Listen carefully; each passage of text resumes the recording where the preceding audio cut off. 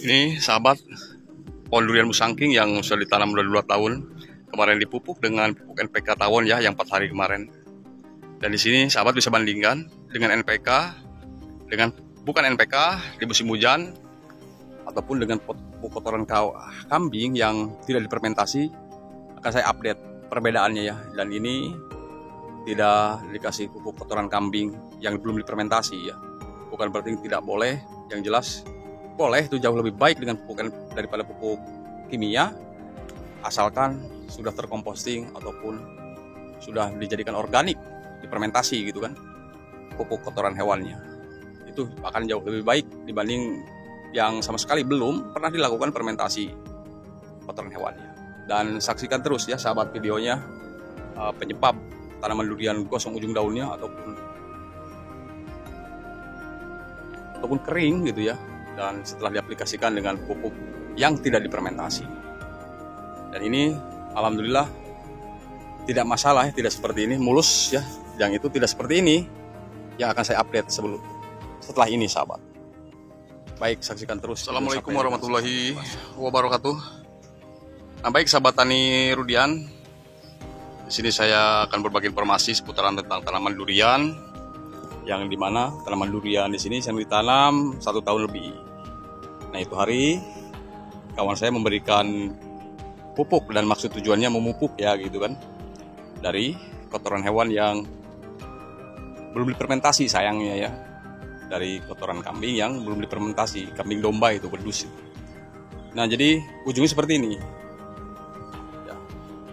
Kalau sebelumnya dikasih pupuk NPK, kalau ujungnya seperti ini berarti kan OD kan, overdosis. Nah, jadi kalau tidak dipupuk NPK, pupuk kambing, ataupun ujung daunnya seperti ini, berarti itu kekurangan unsur nitrogen bisa diaplikasikan atau dibantu dengan pupuk yang kandungan sulfurnya tinggi seperti ZA, Disulfura amonia. Terus yang satunya lagi, oleh karena faktor alam, cuaca dan lingkungan atau faktor fisiologis gitu kan, karena suhu yang lembab kan gitu, cuaca hujan ekstrim, dan faktor-faktor internal. Kalau ini jelas faktor internal, bukan karena dari serangan hama. Jadi ini akibat human error ya kan, kesalahan daripada sahabat kemarin yang melakukan pengaplikasian dari kotoran hewan yang masih mentah gitu. Karena syarat untuk menjadi organik itu kan harus difermentasi ataupun didiamkan selama berbulan-bulan sampai dia betul-betul terkomposting, dan itu pun diaplikasikannya yang saya bilang kemarin, diinformasikan video sebelumnya, jangan pada saat musim hujan, sekalipun yang sudah difermentasi kan. Itu pun tidak boleh ditimbun, ditebar aja, digeletakin aja di sekitar permukaan tanah gitu, di atas top soil tanah. Nah, kalau musim hujan itu kan dia bakteri patogen atau bakteri jahat itu kan bisa merusak tanaman durian. Di sini tujuan petani itu betul, mau melakukan pengaplikasian itu supaya tanaman durian ini subur kan. Tahu-taunya tidak sesuai ekspektasi. Tapi tidak masalah, karena sudah dibilang jika di musim hujan tidak boleh ya dengan pupuk kotoran hewan yang masih mentah, kecuali fermentasi dulu kayak sahabat-sahabat sekalian. Dan saya juga pernah bikin 1 ton 2 ton pupuk kotoran hewan yang difermentasi sebelumnya dan 3 bulan siap diaplikasikan. Nah, kemarin dipupuk dengan dibantu pupuk oleh NPK khusus pertumbuhan yang nitrogennya tinggi. Sekalipun dibantu nitrogennya oleh air hujan, saya pun bantu juga dengan suplai pemupukan NPK dari pupuk kimia yang nitrogennya tinggi. Jadi biar cepat pulih, diganti oleh trubus baru sebagai regenerasi daripada tanaman durian yang sudah rusak oleh serangan penyakit patogen atau bakteri itu jamur pada tanaman durian di sini. Ganti dengan NPK. Karena beberapa faktor sahabat ya. Tapi kemarin kan tanaman-tanaman durian yang lainnya seperti yang tadi pun sehat. Kalau tidak dicampur dengan pupuk-pupuk seperti itu ya, atau bukan pupuk, itu kotoran hewan. Karena kalau belum difermentasi berarti itu kan kotoran hewan. Kotoran hewan menjadi organik setelah difermentasi. Kan gitu. Kalau belum difermentasi masih kotoran hewan gitu sahabat ya. Apakah ini bisa pulih? Bisa. Kalau memang ini tergeletak banyak di permukaan yang bergeletakan, kotoran hewannya baiknya disingkirkan, ya, jadi singkirkan ataupun diganti dengan pupuk yang lainnya yang lebih steril atau lebih sehat. Nah, ini setelah ini terubus baru tuh karena dibantu kemarin. Gitu. Jadi itu kesalahan gitu ya, kesalahan nggak masalah. Kita harus belajar dari kesalahannya dan harus berani mengambil resiko juga. Karena kalau tidak salah, kita tidak akan pernah tahu masalahnya. Kalau kata orang gitu kan, saya rasa masih belum puas atau belum cukup ya. Kalau kita langsung buktikan dan praktekkan bahwa kesalahan itu yang kita lakukan bisa diperbaiki di kemudian hari. Dan itu pun sudah menjadi ilmu. Gitu kan. Jadi para sahabat sekalian, ini bukan berarti nggak boleh dengan kotoran hewan, tapi alangkah baiknya difermentasi dulu.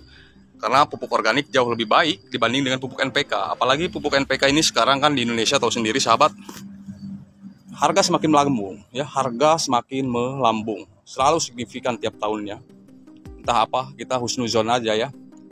Sabotase atau apa kita nggak tahu kan. Apakah mungkin kita sebagai warga negara Indonesia supaya tidak ada yang bertani, sehingga pupuk-pupuk NPK majemuk yang dijual di pertokoan atau pupuk-pupuk import itu harganya melambung terus. Tapi biar begitu pun petani tetap kokoh sahabat ya. Saya salut dengan para petani, tetap kokoh, baik petani sawah, petani perkebunan atau petani hortikultura seperti ini. Tapi dia tetap bertahan, tidak ada demo, tidak ada apa ya, tidak mengeluh.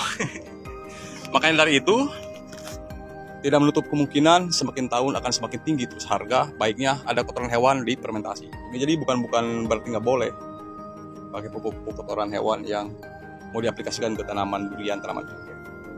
Kalau ke tanaman durian nggak bisa. Yang saya praktekkan memang nggak bisa. Betul.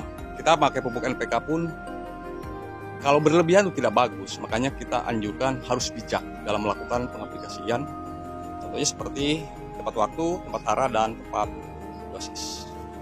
Jadi bila mana ada sahabat lingkungannya dekat, perkampungannya dekat kandang-kandang sapi, itu kandang-kandang kambing, itu baiknya dimanfaatkan sahabat sebagai pupuk bantuan, di mana nanti harga pupuk sudah melambung tinggi untuk antisipasi supaya tanaman kita tidak kekurangan nutrisi, tidak kekurangan pupuk. Dan salah satu pupuk itu kan ada kekurangan dan kelebihan juga. Tapi kalau diaplikasikannya di musim kemarau atau akhir musim hujan itu jauh lebih baik. Karena NPK juga kalau musim panas saya rasa itu kurang efektif ya untuk dilakukan pemupukan pada tanaman durian atau tanaman apapun juga. Itu setahu saya. Karena saya yang tanam ini bukan 1-2 puluh tanaman ya, melainkan ratusan bahkan hampir ribu jumlah yang ditanam, yang dirawat sekalian di kebun, baik tanaman cengkeh, durian, pisang, alpukat, dan lain-lain yang saya tanam. Tapi alhamdulillah semuanya mulus, tidak ada kena penyakit. Justru saya ini menunggu musim kemarau. Nanti finalnya musim kemarau soalnya sahabat. Musim kemarau nanti dilihat lolos 2 musim periode musim kemarau. Insya Allah tanaman kita ada harapan untuk hidup selama-lamanya, terkecuali kita salah melakukan perawatan atau metode yang lainnya seperti di musim hujan, drainase kita tidak perbaiki, saluran airnya tidak dibenerin kan gitu. Jadi akhirnya air tidak jalan, mengendap di situ-situ saja. Dan yang akhirnya tanaman kita busuk karena jamur umpas akibat kesesakan dalam bernapas, sehingga menyebabkan kematian pada tanaman durian atau tanaman apa saja yang kita tanam di lahan kebun. Apalagi tanahnya yang lembah, datar, itu kan sangat rawan sekali di musim hujan. Makanya kalau tanah lahan yang miring seperti ini tidak riskan atau tidak khawatir soal banjir atau sudah tergenangnya akar tanaman durian karena tanahnya sudah lereng. Yang penting di musim hujan jangan dileningkan ya, karena kikisan air hujan itu akan menyebabkan erosi unsur hara pada tanah di lahan miring gitu. Makanya tanah di lahan miring diusahakan jangan terlalu dileningkan. Itu sih saya bukan ngajarin, karena pengalaman saya beda, ada perbedaan tanah yang lening sama yang tidak lening. Ditahan sama rumput langsung ya, dan tidak mudah mengakibatkan keasaman pada pH tanah juga di musim hujan. Karena terhalang oleh rumput yang dipangkas tidak habis dengan tanah-tanahnya gitu. Dan nanti juga di musim kemarau tidak menyebabkan evaporasi pada lahan. Jadi seperti itu aja ya sahabat ya, jangan sampai sahabat salah melakukan pemupukan dengan pupuk kotoran hewan yang tidak difermentasi dan akibatnya seperti ini. Dan sebelumnya tidak seperti ini. Setelah diaplikasikan kotoran hewan seperti ini jadinya. Ini kesalahan saja sahabat ya, tapi tidak apa-apa, nggak usah marah-marah. Ini hanya menyampaikan saja, itu pun kalau sahabat barangkali ada tambahan silakan, ada masukannya juga. Kalau memang sahabat tanamannya bagus dengan kotoran hewan yang tidak difermentasi, ya alhamdulillah. Yang jelas tuh bakteri patogen ada dan gas amoniak juga di dalam kotoran hewan yang tidak difermentasi juga banyak. Ini tidak menyalahkan, cuman alangkah baiknya difermentasi. Kalau untuk tanaman durian, saya rasa apalagi tanaman durian vegetatif, yang artinya tanaman durian hasil okulasi ataupun hasil rekayasa, itu dia betul-betul nggak mau. pH tanahnya juga drop, juga nggak mau. 5 ke bawah itu tidak ada toleran untuk tanaman durian. Jadi hanya itu saja sedikit informasi dari saya, mudah-mudahan bermanfaat. Kurang lebihnya mohon dimaafkan. Jika ada masukan tambahan silakan tulis kolom komentar. Dan jika ada yang bertanya silakan juga tulis di kolom komentar, dan insya Allah akan saya balas, saya jawab semampunya saya. Dan terima kasih, mudah-mudahan bermanfaat. Sekian dari saya, hormat, salam Burdian Putra. Terima kasih bagi yang sudah mendukung channel saya, terutama like, comment, share, dan subscribe. Terima kasih, sampai ketemu lagi di video saya berikutnya, dan akhir kata assalamualaikum warahmatullahi wabarakatuh.